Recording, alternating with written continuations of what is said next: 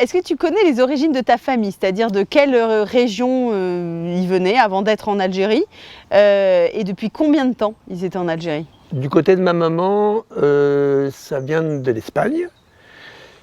Du côté de mon papa, c'est-à-dire mes grands-parents, c'est plutôt côté est, Alsace.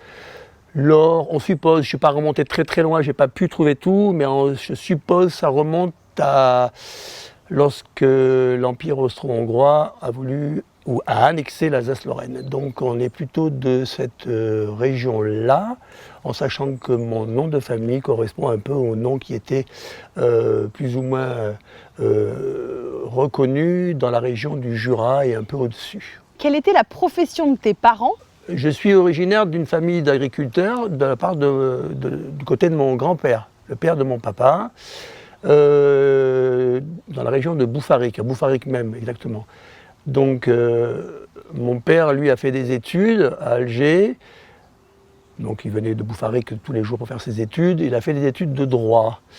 Il travaillait, avant que moi je naisse, il travaillait après ses études, dans des études notariales, il a fait donc, il était engagé comme principal clerc de notaire à Alger, donc il avait une bonne place. Mais je ne peux pas en dire plus parce que je ne sais pas en fait ce qu'il en était. Tout ce que je sais, c'est que dans la famille, les deux frères, moi j'avais donc un oncle, ont fait des études quand même et ont réussi à avoir des places qui leur permettraient de bien travailler, de bien vivre, mais à Alger, pas dans la région qui était leur région d'origine, qui était le Boufarik. Voilà. Et ma maman, elle était plus ou moins...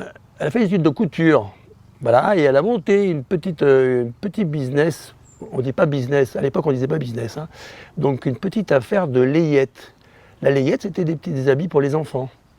Voilà, elle a commencé à Alger, et elle a continué, je crois que tout le temps, elle faisait ça tout le temps là-bas. Comment s'est passé le départ? Ouais, comment ça s'est passé? Je ne peux pas te parler du jour où ça s'est passé, ni 2 jours avant ou 3 jours avant. Ce que je peux te dire, c'est un peu un ensemble. Disons dans la précipitation que ça a été fait, en fait. Mes parents ont pris la décision de nous faire partir, nous les enfants,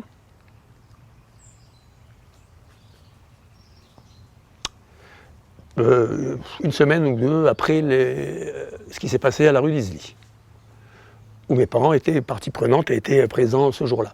Donc ça, je me souviens très bien de ce moment-là où maman nous dit, dit à ma grand-mère, parce que bon, ne parlait pas à nous, c'est pas à nous qu'elle allait dire ce qu'on allait faire, mais qu'il fallait appeler à Boufarik, où résidait encore mon oncle et mes cousins et cousines, en demandant à mon oncle de ramener les enfants, d'ailleurs mon cousin et ma cousine, sur Alger, parce qu'elle veut les faire partir au plus vite en métropole.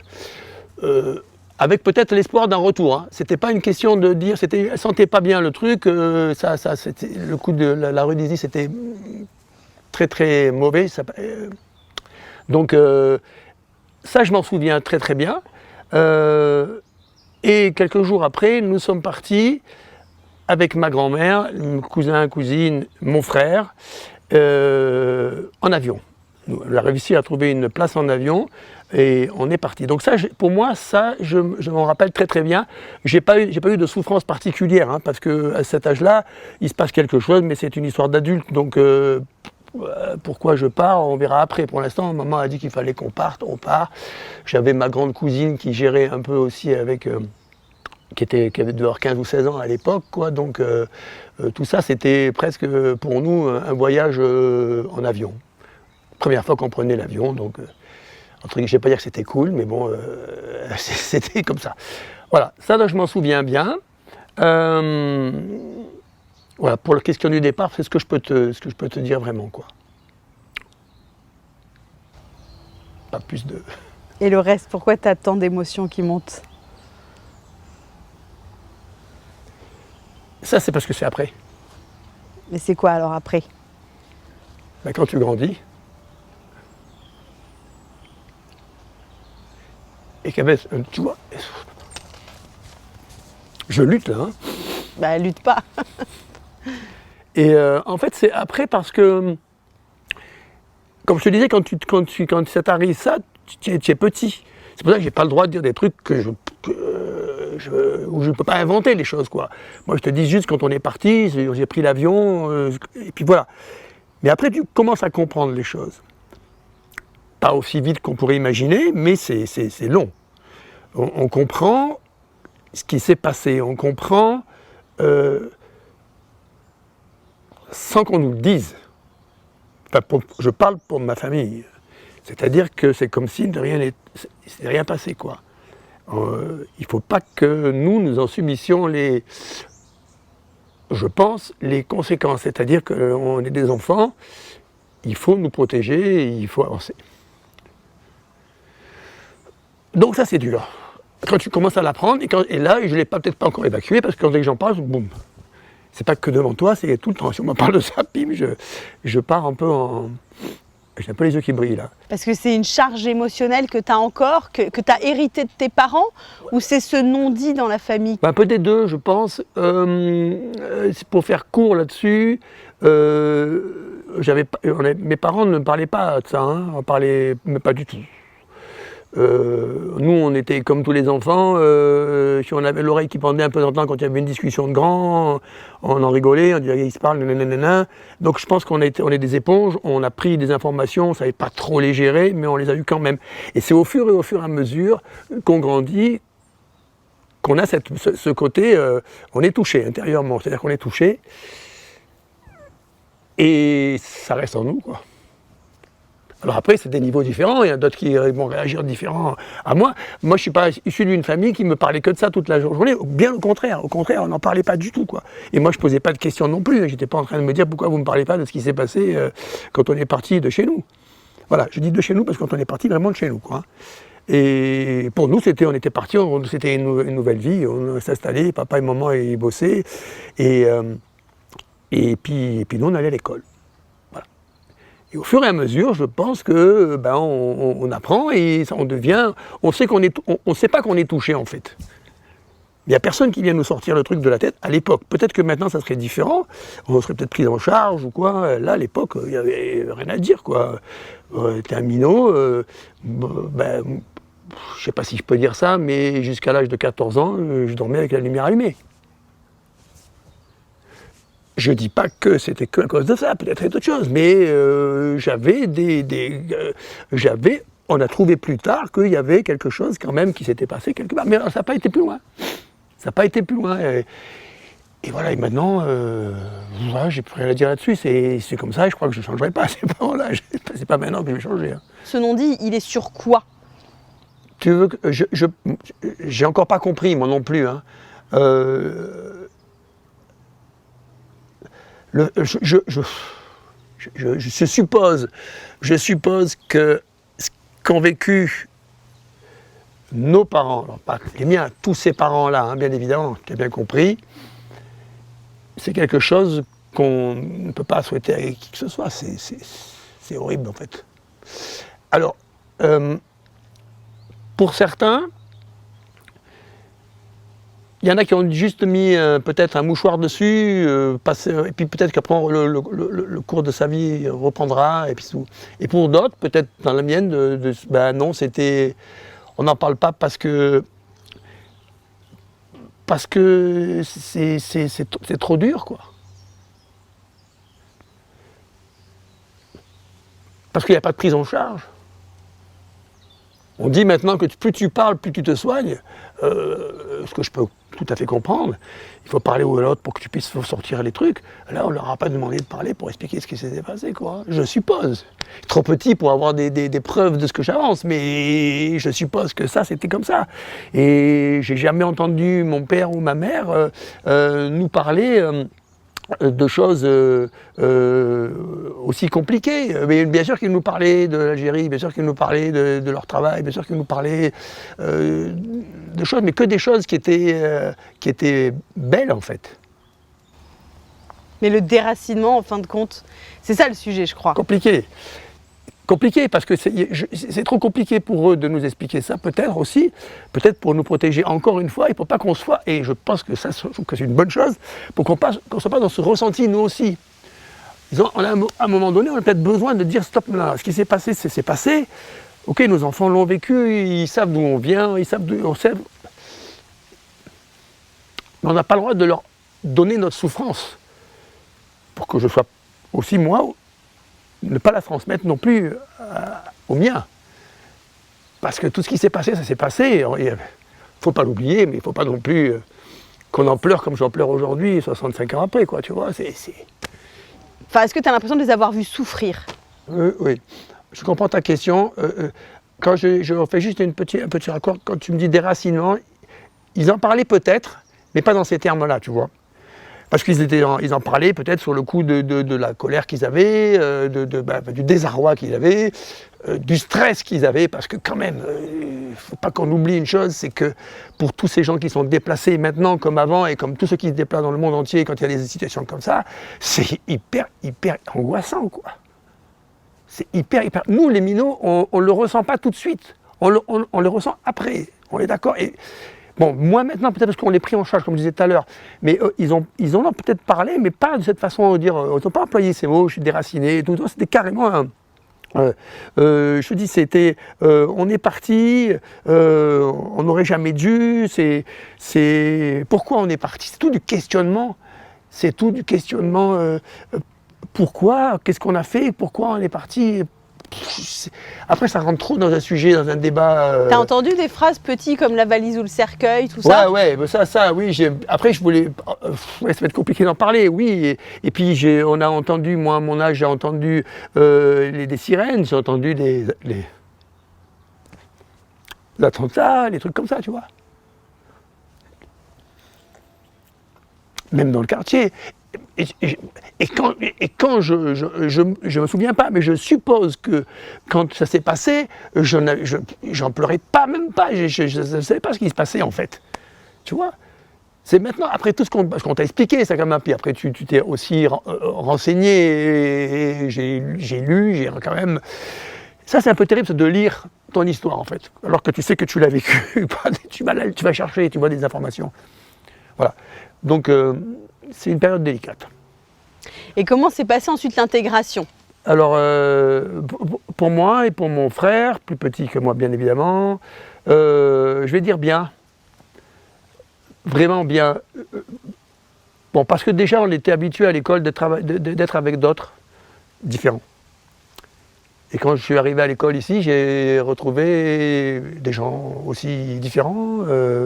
Et quelque part, comme je suis assez ouvert, quoi, donc non, j'ai pas eu de problème. J'ai pas subi de charge, disons, toi t'es le fils d'un pied noir ou un truc comme ça. J'ai pas le souvenir de ça. J'ai plutôt eu, en métropole, une jeunesse, une enfance sympathique. Parce que mes parents, comme beaucoup de parents pieds noirs, ont tout fait pour que les enfants soient bien, quoi. Alors après, le petit truc qui est peut-être un peu difficile pour nous à cette époque-là, c'était que pour la plupart des pieds noirs, ils ont pratiquement tout laissé en Algérie, donc il faut tout reconstruire. Ça demande beaucoup de travail aux dépens de la famille. Si on n'a pas mémé, c'est compliqué. Donc tu vois pas tes parents. Tu ne vois pas tes parents dans la journée, tu les vois le soir. En fait, je ne veux pas parler pour tout le monde, mais pour nous, on a un manque. On a un manque du papa, et parce que je pars matin bonne heure, je rentre tard le soir, je repars. Et donc on n'a pas trop de temps d'échanger.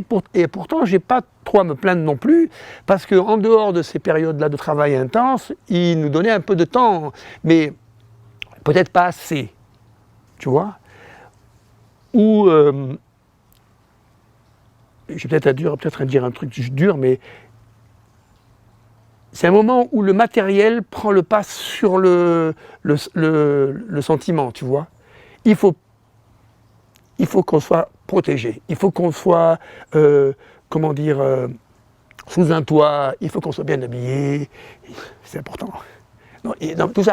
Et il faut être protégé. Donc il y a beaucoup de matériel qui rentre en jeu. C'est-à-dire que le but, c'est de gagner sa vie pour qu'on soit dans un cocon protégé, parce que ça, c'est plus possible. On n'a plus rien. Donc il faut que les enfants ils soient bien. Et c'est quoi pour toi un pied noir? L'âme pied noir, ça repose sur quoi?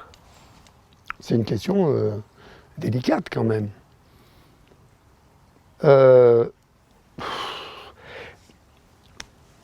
Tout dépend En fait, tout dépend de ce que l'on veut entendre, en fait.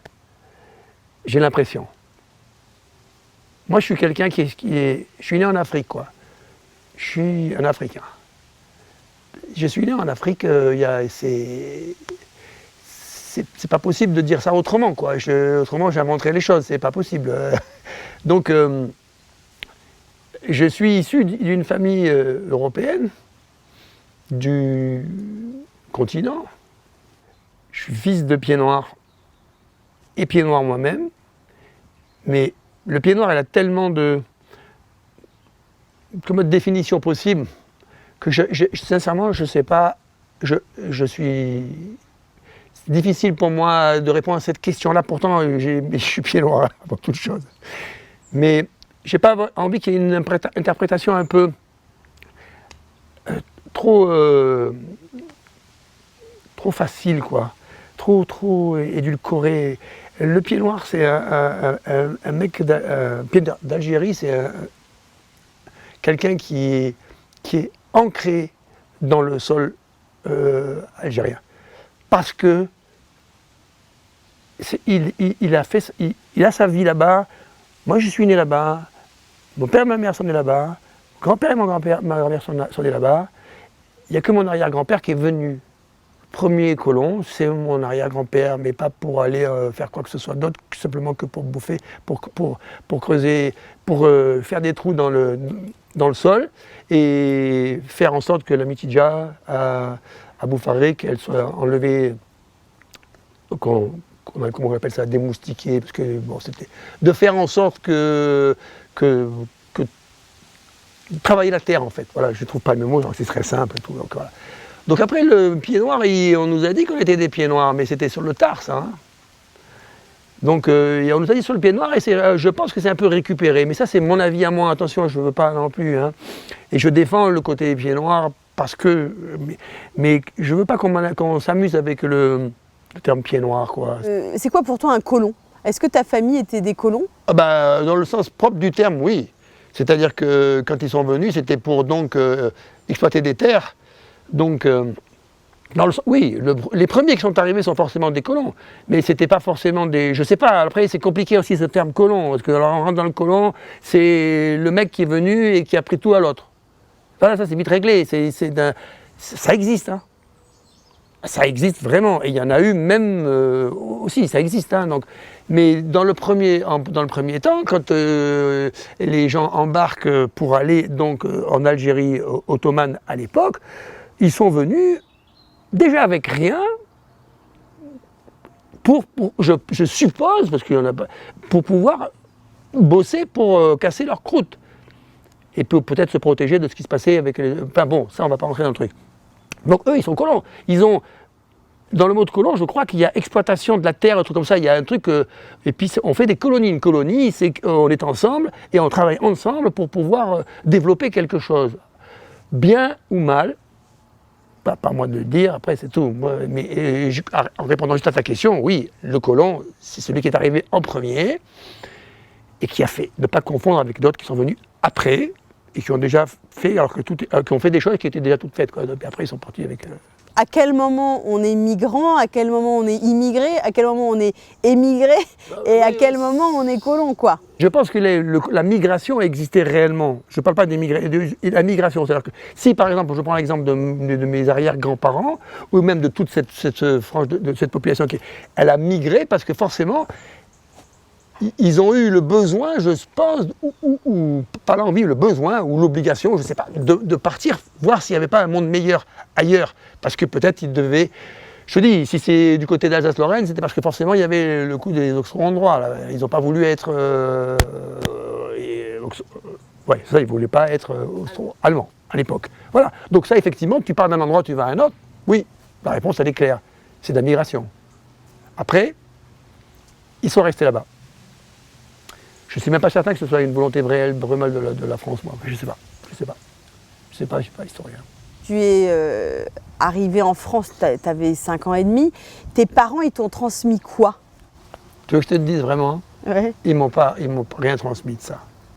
Ils n'ont pas voulu. Ils ont voulu juste me transmettre. Ah oui, il y a une chose importante. Mais ça, c'est pas que le Pied Noir. C'est, je pense, on a des valeurs. Ces valeurs-là, elles sont mises en avant par les familles.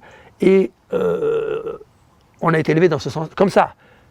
Après, c'est bien et des fois, c'est un peu dur. Hein. Voilà, des fois. Non, mais le travail, comment dire, essayer de faire en sorte d'être comment dire, le plus attachant possible vis-à-vis de l'autre, de ne pas faire de trop. Ça parce qu'on a vécu avec des gens de qualité et de cultures différentes. Donc ça, je pense que tout à chacun, on a tous apprécié ce moment-là. Il n'y avait pas d'embrouille. Enfin, ça, par contre, ce n'est pas mes parents qui me disaient ça, c'était ma mémé. Parce que ma mémé me parlait beaucoup plus que mes parents sur ça. Il n'y avait pas d'embrouille, il n'y avait pas. Donc on est habitué à ça. Il faut partager avec l'autre, il faut aller boire la nisette avec les autres. Tu vois, c'est que des trucs comme ça. Il faut pas se plaindre trop. Il ne faut pas se plaindre, il faut accepter sa condition, il faut surtout aller bosser et ne pas se prendre pour un autre, quoi. Il faut rester le plus simple possible en essayant de trouver sa place dans la société.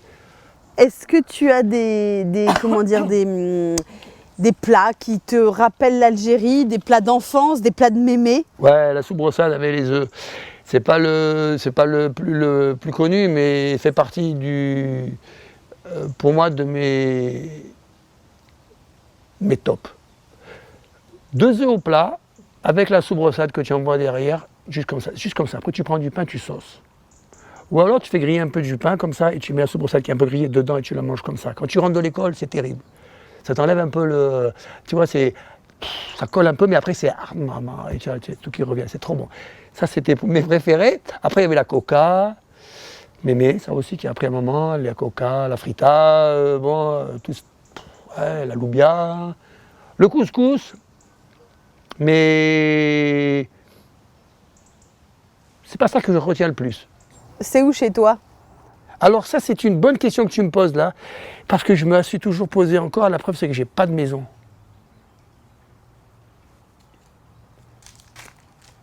Et c'est vrai en plus. Et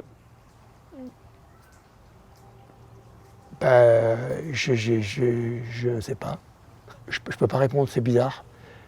Tu sais vraiment, putain, là tu m'as. Bien évidemment que j'ai un chez moi, bien évidemment que j'ai un environnement qui est celui que tu connais ici. Voilà, toute ma famille, elle est là. Mais tu voudrais aller en Algérie? J'ai toujours voulu y aller. J'ai jamais eu le courage d'y aller. Mes parents, ils sont allés. Quand ils sont revenus, ça m'a calmé. Brigitte y est allée. Elle aurait peut-être pas dû y aller. Ça me manquera tout le temps, ça. J'ai été dans les 2 pays à côté, souvent, et il me manque juste le mien. Fini.